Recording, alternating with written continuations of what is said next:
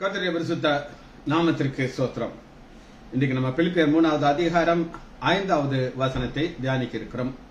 பிலிப்பியர் 3:5 ஜெபத்தோடு இந்த செய்திக்குள்ளே கலந்து செல்வோம். உமக்கு மகிமை தருகிறாம், உம்மில் தான் மகிழ்ச்சி துதிக்கிறோம். உமக்கு மகிமை தருகிறோம், உம்மில் தான் மகிழ்ந்து துதிக்கிறோம். Alleluia,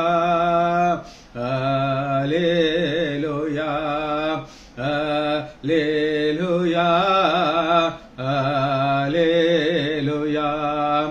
தாழ்மையில் அடிமையை நோக்கி பார்த்தீரே, தாழ்மையில் அடிமையை நோக்கி பார்த்தீரே, உயர்த்தி மகிழ்ந்தீரே, ஒரு கோடி சோத்திரமே. உயர்த்தி மகிழ்ந்தீரே, ஒரு கோடி சோத்திரமே. Opera Opera ஒபரரா, Opera Opera ஒபரரா, ஒபரரா ஒபரரா. வாலியோனை அகற்றினீர், தாழ்ந்தோனை உயர்த்தினீர்.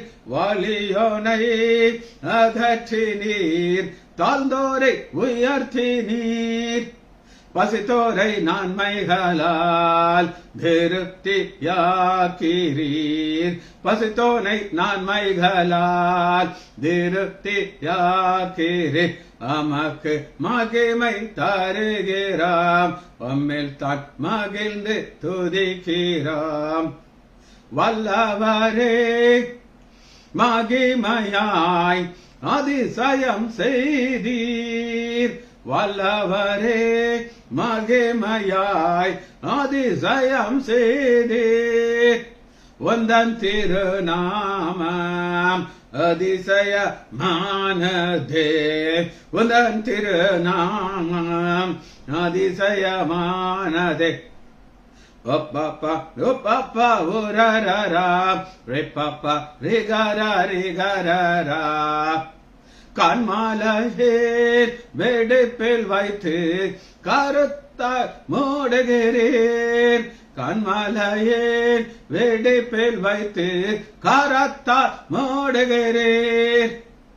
என சொல்லி பாடுவேன் என் இதய வேந்தனே, என சொல்லி பாடுவேன் என் இதய வேந்தனே. இயேசுவின் நாமத்தினாலே ஜெபங்கள் பிதாவே, ஆமென். கர்த்தருடைய பரிசுத்த நாமத்திற்கு ஸ்தோத்திரம். Janaki Ammal, Nagaratnam Ammal, praise Lord. Kavitha sister, praise Lord. Rajesh, Daniel Rajesh, praise Lord. Leela, praise Lord. Kavitha sister, praise Lord. கர்த்தர் நல்லவர். இன்னைக்கு நம்ம 5வது வசனத்தை தியானிக்க இருக்கிறோம். பிலிப்பியர் 3வது அதிகாரம் 5வது வசனத்தில் பவுல் தனக்கு லாபம்ங்கிறதுக்கு ஒரு 7 குறிப்புகளை சொல்லுகிறார். வாசிப்போமா?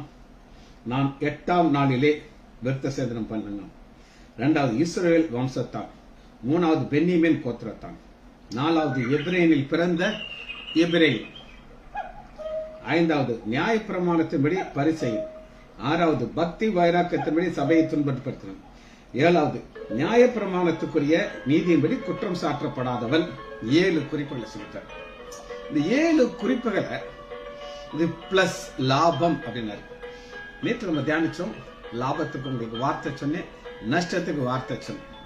இப்ப இந்த 7 இவ்வளவு நாளும் பவுல் தனக்கு லாபம்னு நினைச்சிட்டு இருந்தார். ஆனா என்னைக்கு ஆண்டவர் அறிந்து கொண்டாரோ இதெல்லாம் நஷ்டமா மாறிடுச்சு. 7 குறிப்புகள். இன்னைக்கு நம்ம முதல் குறிப்பை தியானிக்க இருக்கோம். முதல் குறிப்பு என்ன அப்படின்னு கேட்டீங்கன்னா, நான் 8ஆம் நாளிலே விருத்த சேதனம் அடைந்தவன். 4வது வசனத்துல நாம நேற்று தியானிச்சோம், மாமிசத்தின் மேல் நம்பிக்கை வைக்கணும். மாமிசம்ங்கிறத நான் உங்களுக்கு எப்படி சொல்லிக் கொடுத்தேன் அப்படின்னு நீங்க கேட்டீங்கன்னா, அது மாமிச சுபாவம். நம்முடைய மாமிசங்கிறது ஒரு பழைய சுபாவம். இது சவுலாக இருக்கும் பொழுது அவருக்கு இதெல்லாம் பிளஸ் அப்படின்னு நினைச்சார்.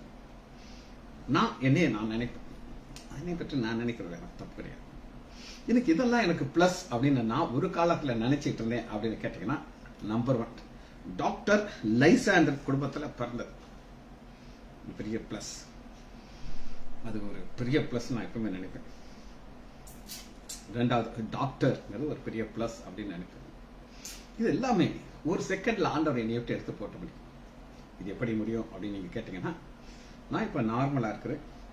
அவருடைய கிருபையினால ஒரு செகண்ட் என்னுடைய பிரெயின்ல ஒரு நரம்பு மாறிடுச்சுன்னு வச்சுக்கோங்க, நான் ஒரு சைக்காட்ரிக் பேஷண்டா மாறிடுவேன். நான் என்ன பேசுறேன்னு எனக்கே தெரியாது.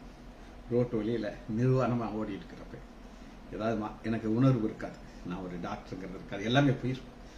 ஆண்டவர் நமக்கு ஒவ்வொரு நாள் இந்த கிருபைகளை கொடுக்க கொடுக்க கொடுக்க நமக்குள்ள ஒரு பெருமை இருக்கக்கூடாது. நான் எப்பவுமே நான் அந்த பெருமைக்கு எதிர்த்து நிற்பேன். உங்களுக்குள்ள பெருமை இருக்கு அப்படிங்கிறது பல வகையில் அது வெளியில வந்துடும், வராம இருக்காது. உங்களை யாராவது ஏதாவது சொல்லிட்டா, அப்படி அது நல்லது சொன்னாலும் சரி, கெடுதி சொன்னாலும் சரி, நம்ம ஒரு மறித்த நிலைமையில சப்பா சோத்திரம் அப்படின்னு சொல்லிட்டு போயிட்டே இருக்கும். இன்னைக்கு உங்களுக்கு ஒரு கோபம் வந்து நீங்க திட்ட ஆரம்பிக்கிறீங்களோ, உங்களுக்குள்ள கோபம், வைராக்கியம், பெருமைகள்லாம் இருக்கு. அதனால நீங்க திட்ட ஆரம்பிக்கிறீங்க. இன்னைக்கு வர நான் ரட்சிக்கப்படுற முன்னாடி என்னைய மாதிரி மோசமான டிக்கெட்டை உலகத்திலேயே பார்க்க முடியாது. குறிப்பா யாரையாவது ஊண்டு பண்றது எனக்கு ரொம்ப பிடிக்கும். ஊன் பண்றதுனா யாராவது என்கிட்ட ஏதாவது சிக்கிக்கிட்டாங்கன்னா உங்களுக்கு நோக்கு அடிச்சுதான் அனுப்புவேன். அந்த அளவு ஒரு மோசமான மனிதனை ஆண்டவர் மாற்றுகிறார். சரி, அது ஒரு பக்கம் இருக்கட்டும். மாமிசத்தின் மேல் நம்பிக்கை, பழைய சுபாவம் மாறி புதிய சுபாவம் வரும். அப்ப இந்த பழைய சுபாவத்தில் இருந்தது தான் இப்ப நம்ம பார்க்க போறோம். இதுல ஒரு வார்த்தை நான் சொல்றேன், முடிந்தால் எழுதி வச்சுக்கோங்க. யூதர்கள் 2 வகையான யூதர்கள் நீங்க பார்த்தோம். ஒரு யூதர், இது பிறப்பின்படி இவர் யூதர், பிறப்பின்படி யூதர். ஆனா அவருடைய மதத்தின் பேர் உங்களுக்கு சொல்றேன். இப்ப நம்ம கிறிஸ்தவர்கள், கிறிஸ்துவை நம்ம ஏற்றுக்கொண்டாலும் கிறிஸ்தவர்கள். கத்தோலிக்க மக்கள் அவங்க மரியாதை வழிபடுகிறவர்கள் கத்தோலிக்க மக்கள். ஆனா பிதாவாகிய தேவனை வணங்குற கூட்டத்துக்கு பெயர் என்ன அப்படின்னு கேட்டீங்கன்னா ஜூடியாசியர்ஸ். JUDAI, ஜோஆடி. JUDAI, ZERS. இது அவர்களுடைய மதத்தினுடைய பெயர், யூதர்களுடைய கடவுளுடைய பெயர்.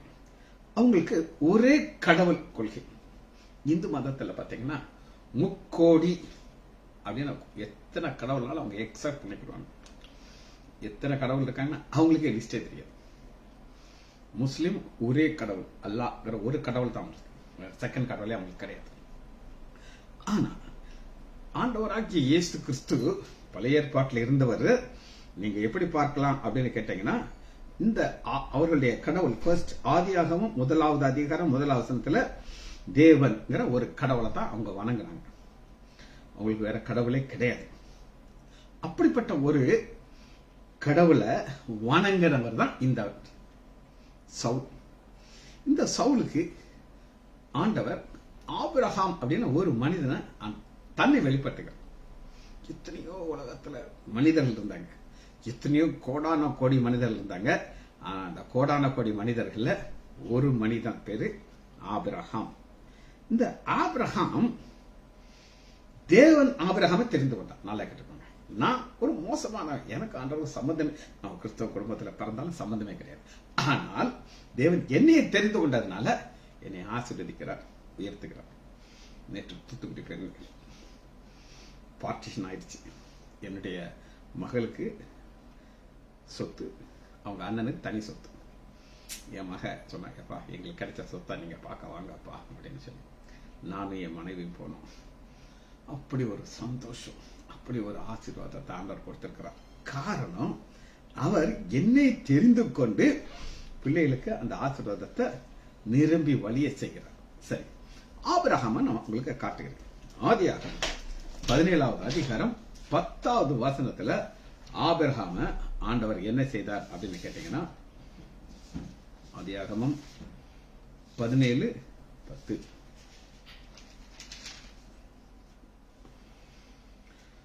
ஃபர்ஸ்ட் அழைக்கிறார் ஆபிரகாம், ஆபிராம் அழைக்கணும். ஆபிராம் பழைய சிருஷ்டி. 99 வயதான பொழுது கர்த்தர் ஆபிரகாமுக்கு தரிசனமாகி ஒரு மனிதனை அவர் தெரிந்து கொண்டு இடைப்படுகிறார். என்ன நான் சொல்றேன், ஆபிரகாம் ஒரு விக்கிர ஆராதனைக்காரர். அவன் பாபிலோன்ல இருந்த ஒரு மனிதன். பாபிலோன்ங்கிறது என்ன அப்படின்னு நீங்க கேட்டீங்கன்னா, அது சாத்தானுடைய ஹெட் குவார்டர்ஸ். சாத்தானுடைய ஹெட் குவார்டர்ஸ்ல இருந்து ஆண்டவர் ஒருத்தனை தூக்குறார். தூக்கி எங்க கொண்டு வருகிறார் அப்படின்னு கேட்டீங்கன்னா, அவருடைய சந்ததி, அவர் உண்டு பண்ண போகிற இஸ்ரேல் தேசத்துல அமர போகிறார். இஸ்ரேல் தேசமே கிடையாது. சரி, நான் சர்வ வல்லமையுள்ள தேவன் தன்னை ஆபிரகாமுக்கு வெளிப்படுத்தும் போது சர்வ வல்லமை உள்ள தேவன். இப்ப இந்து மதத்துல 3 வகையான தொழில்களை செய்வார்கள். ஒரு கடவுள் சிவன். அவருக்கு என்ன வேலை அப்படின்னு கேட்டீங்கன்னா, அழிக்கிறது அவருடைய வேலை. அவரு எங்க இருப்பார் அப்படின்னு நீங்க கேட்டீங்கன்னா, சுடலை பிணங்களை இருக்கிற இடத்துல இருப்பார். அவங்க பக்தர்கள் சாம்பலா அப்படி நெத்தியில போட்டிருப்பாங்க. சிவன். பிரம்மா அப்படின்னு ஒரு கடவுள். அவருடைய வேலை கிரியேஷன், சிருஷ்டிக்கிறது பிரம்மனுடைய வேலை. காக்கிறதுக்கு ஒரு கடவுள் விஷ்ணு. இப்ப 3 பேருக்கு 3 தொழில்களாக வச்சிருக்காங்க. இது உண்மையா இல்லையான்னு எங்கிட்ட கேட்காதீங்க. அவருடைய வழக்கத்தை நான் உங்களுக்கு சொல்றேன். இதுதான் 3 கடவுள், 3 தொழில். இது பிரைமா 3 கடவுள். அப்புறம் குட்டி குட்டி கடவுள் ஆயிரக்கணக்கான. ஆனா ஆண்டவர் நான் தன்னை வெளிப்படுத்துவது சர்வ வல்லமை உள்ள தேவன். அப்படி சர்வ வல்லமை உள்ள தேவன் ஆபிரகாமோட ஒரு உடன்படிக்கை செய்கிறார். உடன்படிக்கை தமிழ்ல, இங்கிலீஷ்ல கவர்னன்ட். இந்த கவர்னன்ட் உடன்படிக்கைங்கிறது ஒரு பரலோகத்துள்ள வார்த்தை. இந்த உடன்படிக்கையை நீங்க எப்படி எடுத்துக்கலாம் அப்படின்னு நீங்க கேட்டீங்கன்னா, திருமணம் ஒரு உடன்படிக்கை. சரியா? அது எப்படி திருமணம் உடன்படிக்கை அப்படின்னு நீங்க கேட்டீங்கன்னா, கல்யாணத்துக்கு முன்னாடி அந்த பொண்ணு உங்களுக்கு தெரியவே தெரியாது. அந்த பொண்ணு ரோட்ல நடந்து பாரு, எவனாவது கேள்வி பண்ணானா நீங்க கிண்டல் எடுக்கிறாங்க வராது, உங்களுக்கு ஒரு உணர்வு இருக்காது. நீங்க லேசா போயிட்டே இருக்கீங்க. ஆனா என்னைக்கு அவங்க மனைவியா மாறிட்டாலோ யாருமே அவளை கிண்டல் அடிக்க முடியாது. உங்களுடைய ப்ரொடெக்ஷன் கீழே வந்துடுறாங்க. அப்படியே யாராவது பார்த்தாங்கன்னா ஒரு லுக் விடுவீங்க. உங்க மனைவி நீங்க நேசிச்சா, இல்லைன்னா கண்டுவிடாம போவீங்க. இப்படிப்பட்ட ஒரு கவர்னன்ட் திருமணத்துக்குள்ள வருது. என்னைக்கு கணவன் மனைவிங்கிற உறவு வருதோ, மனைவி எல்லாம் கணவன்கிட்ட தான் கேட்டுவாங்க. அது தலைவலி மாத்திரையா இருந்தாலும் சரி, நகையா இருந்தாலும் சரி, சேலையா இருந்தாலும் கணவன். ஆனா அதுக்கு முன்னாடி அப்பா அம்மாட்ட தான் வாங்கிட்டு இருந்தேன். பொண்ணு இப்ப மாறிக்கிறோம். அது போல என்னைக்கு நம்ம அந்த கவர்னன்ட்டுக்குள்ள நம்ம வர்றோமோ, எல்லாமே பிதாவே ஆராதிக்கின்றோம், இயேசுவே அர்ப்பணிக்கின்றோம், ஆவியானவரே அன்பு செய்கின்றோம், சகலமும் படைத்தவரே சர்வ வல்லவரே. சகலமும் படைத்தவர், சர்வ வல்லவர். நம்ம துதிக்க ஆரம்பிச்சோம். நம்ம அவரை துதிக்க துதிக்க துதிக்க அந்த கவர்னன்ட்குள்ள இன்னும் சேஃபா நம்மளை வச்சுக்கிறோம். இந்த கவர்னன்ட்ங்கிறது ஒரு பரலோக வார்த்தை அப்படின்னு நான் உங்களுக்கு சொன்னேன். இந்த கவர்னன்ட்ல 2 எக்ஸ்ட்ரீம்ஸ் இருக்காங்க. 2 எக்ஸ்ட்ரீம்ங்கிறது, ஒரு பக்கம் யார் இருக்கா அப்படின்னு நீங்க கேட்டீங்கன்னா, சர்வ வல்லவர், கிரியேட்டர், வானத்தையும் பூமியும் உண்டு பண்ணினவர் ஒரு சைடு. ஒரு பக்கம் நம்ம எவ்வளவு கேவலமானவர்கள் அப்படின்னு நீங்க கேட்டீங்கன்னா, நம்மளை நம்மவே நம்ப முடியாது. அடுத்து என்ன ஒரு கேவலமான காரியத்தை நம்ம செய்ய போறோம்னு நமக்கே தெரியாது. அந்த அளவு ஒரு மோசமான ஒரு கூட்டத்தையும் பரலோக தேவனையும் இணைக்கிறார். இதுதான் கவர்னன்ட். இந்த கவர்னன்ட்டுக்குள்ள நம்ம வந்தாச்சு. இதனால ஆபிரகாம் மூலமா வந்தாச்சு. அதுல என்ன செய்யறாரு அப்படின்னு கேட்டீங்கன்னா, நான் உனக்கும் எனக்கும் நடுவாக என் உடன்படிக்கையை ஏற்படுத்தி உன்னை மிகவும் திரளாக பெருக பண்ணுவேன்கிறார். இந்த கவர்னன்ட்ல ஃபர்ஸ்ட் கண்டிஷன் என்ன அப்படின்னு கேட்டீங்கன்னா, 10வது வருஷம். இப்ப நான் உங்களுக்கு சொல்றேன், பவுல் 7+ சொல்றார். அந்த 7+ல முதல்ல எதை சொல்லுகிறார்? 8ஆம் நாள் விருத்த சேதனம் அடைந்தார். நீங்க கேட்கலாம், ஏன் விருத்த சேதனத்தை பவுல் முதல் சொன்னார் அப்படின்னு. அதுக்கு ஆன்சர் நான் சொல்றேன். 7 கண்டிஷன்ல 7 நான் வாசிச்சு உங்களுக்கு காமிச்சேன். 7ல ஃபர்ஸ்ட் பவுல் சொல்லுகிறது என்னன்னா, 8ஆம் நாள் விருத்த சேதனம். அதற்கு காரணம் இங்க இருக்குது, பதில் இங்க இருக்குது. 14வது அதிகாரம் ஆதியாகமம் 10வது வசனம், எனக்கும் உங்களுக்கும் உனக்கு பின் வருகிற உன் சந்ததிக்கு நடுவாக உண்டாயிருக்கிறது. நீங்கள் கை கொள்ள வேண்டிய என் உடன்படிக்கை என்னவென்றால், உங்களுக்கு பிறக்கும் சகல ஆண் பிள்ளைகளும் விருத்த சேதனம் பண்ணப்படும். பார்த்தீங்களா? ஃபர்ஸ்ட் கவர்னன்ட் சொல்லிட்டு முதல் சொல்லி விருத்த சேதனம் சொல்றாரு. அதனால பவுல் என்ன செய்யறாரு, 8ஆம் நாள் விருத்த சேதனம் பண்ணப்பட்டங்கிற ஃபர்ஸ்ட் சொல்லிட்டார். சரி, இதை கொஞ்சம் தொடர்ந்து பார்க்க இருக்கிறோம். 11ஆம் வசனம், உங்கள் நுனித்தோலின் மாமிசத்தை விருத்த சேதனம் பண்ணக்கிறார்கள். நுனித்தோல் மாமிசத்தை குறித்து நான் உங்களுக்கு சொன்னேன். இதுல ஒரு ஆவிக்குரிய அர்த்தம் அப்படின்னு நான் ஏற்கனவே சொல்லியிருக்கேன். இதே மேல ஒரு வசனத்தை காமிச்ச உங்களுக்கு, ஆண்டவர் என்ன எதிர்பார்க்கிறான்னா, நுனித்தோல் இது ஒரு சிம்பல். ஆனா ஃபேக்ட் என்னன்னா, உங்க காதுகள் விருத்த சேதனப்படும், உங்க இருதயம் விருத்த சேதனப்படும். இதே மேல 2 வசனம் உங்களுக்கு நான் காமிச்சு அதை தேடி வாசிக்கணும். அப்ப பவுல் இப்ப எந்த மதத்துல இருக்கார் அப்படின்னு கேட்டீங்கன்னா, ஒரு யூத மதத்துல இருக்கிறார். இந்த யூத மதத்துல ஆண்டவர் 2வது பாருங்க, 11வது வசனத்துல உங்களுக்கு நான் காட்டுறேன். உங்கள் நுனித்தோல் மாமிசத்தை விருத்த சேதனம் அடையணும். அடுத்து 12வது வசனம், உங்களில் தலைமுறையெல்லாம் பிறக்கும் ஆண் பிள்ளைகள் எல்லாம் 8ஆம் நாள் விருத்த சேதனம். வீட்டிலே பிறக்கும் உன் வித்தில்லாத அந்நியர்கள் பணத்தினால கொல்லப்பட்ட எந்த அப்படி வச்சு. இப்ப ஆண்டவர் அப்படியே கொஞ்சம் எக்ஸ்பேண்ட் பண்றாரு. எப்படி எக்ஸ்பேண்ட் பண்றாரு அப்படின்னு கேட்டீங்கன்னா, நீ விருத்த சேதனம் பண்ணணும் மாத்திரமல்ல, உனக்கு இருக்கிற உங்க வீட்டுல இருக்க பிள்ளைகள், அது காசு சம்பாதித்த எல்லாமே. இதுக்கு நான் ஒரு கிரேக்க வார்த்தை, ஒரு இங்கிலீஷ் வார்த்தை சொல்றேன், நீங்க கட்டாயம் அதை எழுதிக்கணும். இது யார் அப்படிங்கறத முதல்ல நான் சொல்லிடுறேன், அப்புறம் வார்த்தை சொல்ல போயிடும். யூதர்கள் பிறப்பிலிருந்து ஆபிரகாமுடைய சந்ததி, அது நம்ம பார்க்கிற பவுல். ஆனா பணத்துக்காக கொல்லப்பட்டதுன்னு ஒரு கூட்டத்தை ஆண்டவர் காட்டுறார். இப்ப ஒரு மார்க்கத்தான் இருக்காங்க, அவன் விக்கிர ஆராதனை கொள்றாங்க. அவர் என்ன செய்யறாரு அப்படின்னு கேட்டீங்கன்னா, எனக்கு ஒரு யூதனா மாறணும்னு ஆசை அப்படின்னு சொல்லியாச்சுன்னா, அவனை யூதனாக மாறிடுவாங்க. அந்த யூதனுடைய பேர் என்ன அப்படின்னு கேட்டீங்கன்னா, அதான் ஜெனிடைல் என்ன புறஜாதியம், புரோஸ்டலைட். புரோஸ்டலைட் ஸ்பெல்லிங் சொல்றேன், எழுதிக்கணும். PROSE ப்ரோசி லை LYTE ப்ரோசலைட். ப்ரோசலைட் யார் அப்படின்னு கேட்டீங்கன்னா, அவங்க வேற மதத்தா இருப்பாங்க, விக்கிராராதனைக்கா இருக்கலாம், யாரா இருக்கலாம்.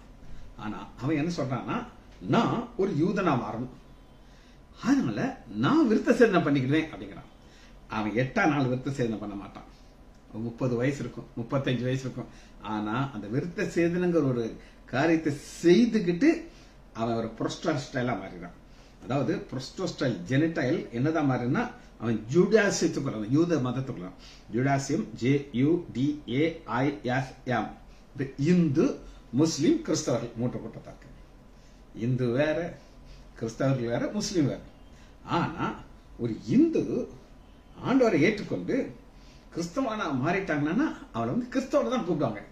அதுபோல இந்த ஜூடாசம்ங்கிற அந்த அன்னைக்கு இந்த மேத், அதாவது புரோஸ்டைல்ங்கிற ஒரு புறஜாதியான் பிதாவாகிய தேவனை ஏற்றுக்கொண்டு ஜூடாசம்ங்கிற மதத்துக்குள்ள வந்துடுறான். இந்த ஜூடாசம் JUDAISM ஜூடாசம். இத நம்முடைய ஆண்டவராகிய இயேசு கிறிஸ்து ஒரு இடத்துல கோட் பண்றாங்க. எப்படின்னு கேட்டீங்கன்னா, மத்தேயு 23வது அதிகாரம் 15வது வசனத்துல பாத்தீங்கன்னா, மத்தேயு 23:15 ஆண்டவர் சொல்றாரு, அந்த பரிசேயர் சதுசேயரை பார்த்து கோபத்தோடு சொல்லுகிறார். சும்மா ஒருத்தன் போயிட்டு இருப்பான், அவன்கிட்ட போய், நீ யூதனுடைய மதனம் மாறணும், எங்க கடவுள் யெகோவா தேவன், அவர் தான் உண்மையான தேவன், அவர் ஒரு அற்புதத்தின் தேவன், அவர் எங்களை செங்கடல் வழியாக கொண்டு வந்தாரு, யோர்தான் பின்னாடி போக சொன்னாரு, வானத்திலிருந்து எங்களுக்கு அப்பத்தை கொடுத்தாரு, எல்லாம் சொல்லி சொல்லி சொல்லி சொல்லி உங்கள் மதத்தாராக மாத்துறீங்க. பாருங்க, மத்தேயு 23வது அதிகாரம், உங்கள் மதத்தானாகும்படி நீங்க எல்லாரும் செய்றீங்க, சுத்தி திரியுறீங்க, அவனை மதத்தான மாற்றிட்டு அவனை கிறுக்காக்கி விட்டுறீங்க. இது எப்படி அப்படின்றது இன்னைக்கு நடக்கிறதுல நான் சொன்னேன். இப்ப நமக்கு இந்த ஜூடாசியம்லாம் இன்னைக்கு கிடையாது. ஒரு பெந்தேகோஸ்த் மக்களை நீங்க பாத்தீங்கன்னா, நீங்க ஒரு பெந்தேகோஸ்த் சபைக்குள்ள நீங்க போயிட்டீங்கன்னா, அதுல 2-3 பெந்தேகோஸ்த் இருக்குது. நான் சொல்றது சிலன் பெந்தேகோஸ்த். அவங்க மருந்து சாப்பிடக்கூடாதுன்னு சொல்லிடுவாங்க. மருந்து சாப்பிட்டா நீ பரலோகம் போக முடியாது. நீ விசுவாசத்திலேயே உங்க வாழ்க்கையை ஓட்டணும். சபைக்குள்ள வந்துட்டு உங்களை கிறுக்காக்கிறோம்.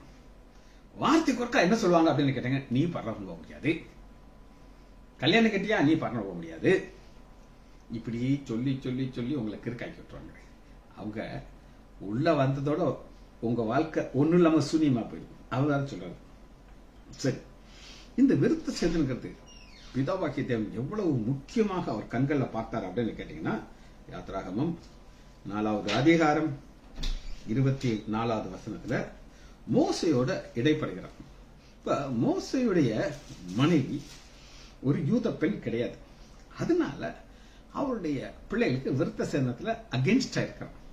அதனால ஆண்டவர் பார்க்கிறாரு, இந்த பொண்ணை நம்ம தொடணும்னா மோசை மேல கைய வைக்கணும் அப்படின்ட்டு யாத்ராகமம் 4வது அதிகாரம் 24வது வசனம், வழியிலே தங்கும் இடத்திலே கர்த்தர் அவனுக்கு எதிர்பட்டு மோசையை கொல்ல பார்த்தார். என்ன ஒரு ஆச்சரியமான ஒரு காரியம்! மோசையை கொல்லுவாரா? கொல்ல பார்த்தார். ஏன்னா ஆடுற மாட்டா ஆடிதான் கறக்கணும், பாடுற மாட்டா பாடிதான் கறக்கணும். சிப்பரால் எவ்வளவு விவரமான பொண்ணுன்னா ஏன் இதை செய்ய போறான்னு அவனுக்கு தெரிஞ்சு போச்சு. அதனால அவன் என்ன செய்யறா அப்படின்னு கேட்டீங்கன்னா, சிப்பரால் கருக்கானா ஷார்ப்பா ஒரு கல்ல இருக்கிறான். தன் புத்திரனுடைய நுனித்தொலை அறுத்து அதை அவன் கால்களுக்கு முன்பாக எரிந்து, நீர் எனக்கு இரத்த சம்பந்தமான புருஷன் என்றார். பின்பு அவர் அவனை விட்டு விலகினார். இது ஒரு கருகலான சப்ஜெக்டா இருக்குது. அநேகர் இதை குறித்து என்னென்னமோ பேசுவாங்க. சிம்பிள், ஒன்னே ஒண்ணுதான். ஆடுற மாட்டை ஆடித்தான் கறக்கணும், பாடுற மாட்டை பாட்டி தான் கறக்கணும். சிப்பராட்ட என்ன சொன்னா அது மண்டையில ஏறாது. அதனால ஆண்டவர் எங்க கை வைக்கணும் நல்லா தெரிஞ்சிருச்சு. அதனால இதுதான் ஃபேக்ட். ஆண்டவர் ரொம்ப பர்டிகுலரா இருக்கிறார். ரைட். இப்ப 8ஆம் நாள் விருத்த சேதனம் பண்ணப்படும். இது தேவனுடைய கட்டளை அப்படின்னு பார்க்கணும். இது 8ஆம் நாள்ல என்ன நடக்கும் அப்படின்னு கேட்டீங்கன்னா, யூதர்கள் ஒரு குரூப்பா இருப்பாங்க. குரூப்னா என்ன அர்த்தம்? இப்ப இந்த முஸ்லீம் ஒரு குரூப்பா இருப்பாங்க. இப்படி எனக்கு தெரியும் அப்படின்னு கேட்டீங்கன்னா, யாராவது ஒரு முஸ்லீம் பேஷண்ட் அட்மிட் ஆனா ஒரு செகண்ட்ல ஒரு 150 பேர் தட தட தடன்னு உள்ள வந்துருவாங்க. இப்ப குறைஞ்சிருச்சு. முந்தைய நிறைய பார்த்துருக்கேன். எப்படி நியூஸ் போகுமோ உள்ள வந்துருவாங்க. அத்தனை பேர் உள்ள வந்துருவாங்க. நம்ம அப்புறம் வெளியே தள்ளுறதே பெரிய பிரச்சனையா இருக்கும். அது மாதிரி யூதர்கள் ஒரு குரூப்பா இருப்பாங்க. அவங்க அந்த 8ஆம் நாள் விருத்த சேதனம், அவங்களுக்கு இந்த குழந்தை பிறந்துருச்சு. இப்போ ஒரு 3 நாளைக்கு முன்னாடியே அவங்க சொந்தக்காரங்களை ஒவ்வொரு வீட்லயும் போய் பர்சனலா சொல்லுவாங்க.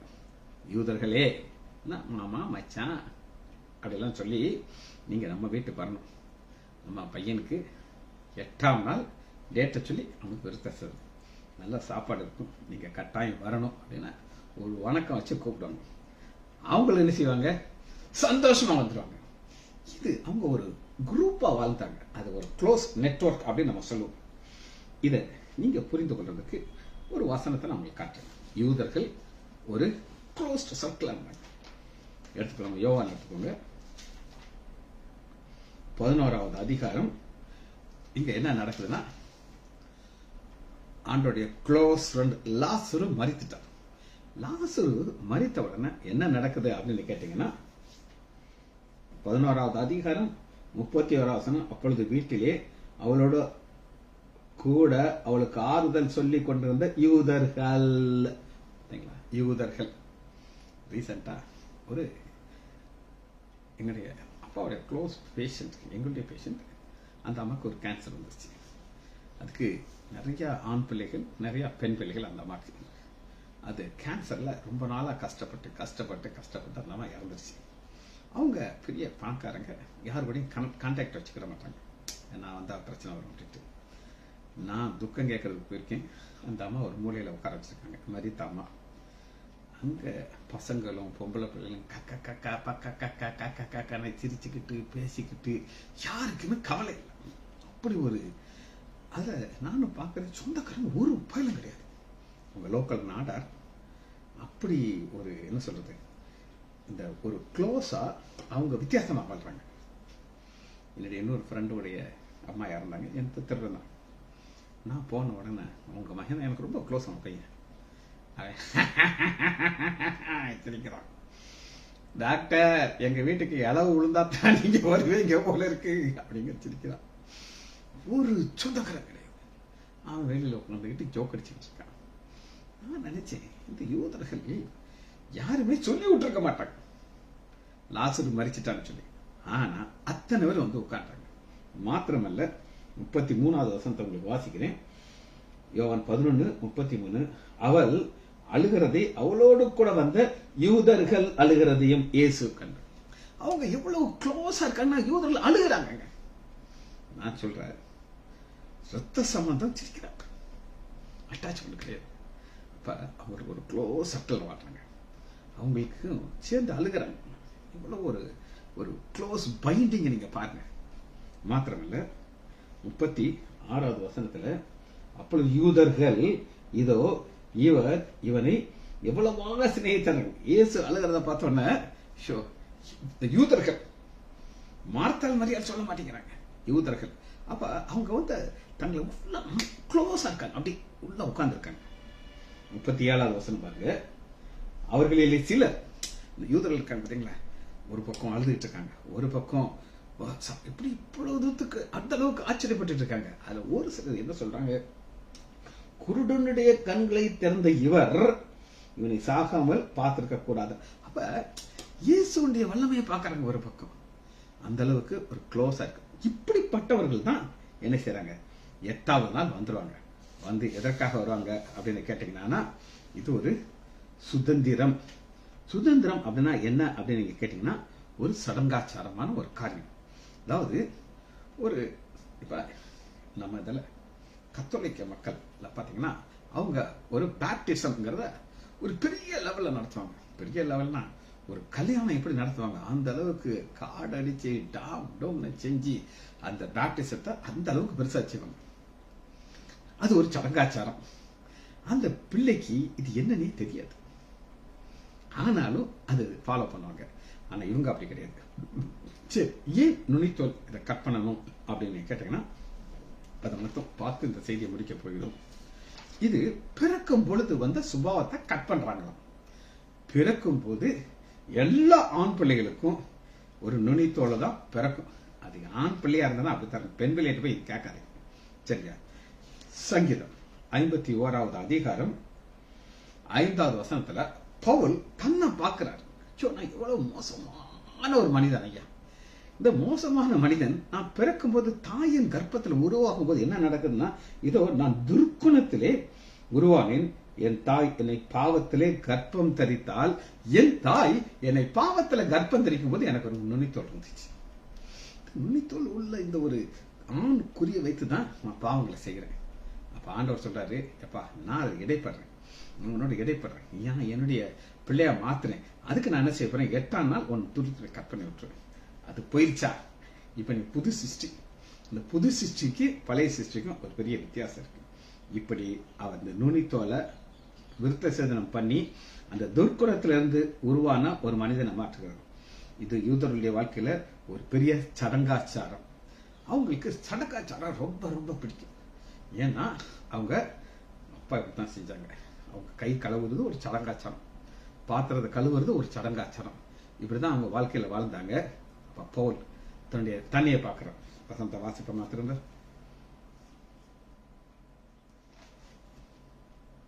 எடுத்துக்கொள்ளலாம். பிலிப்பியர் எடுத்துக்கொள்ளுங்க.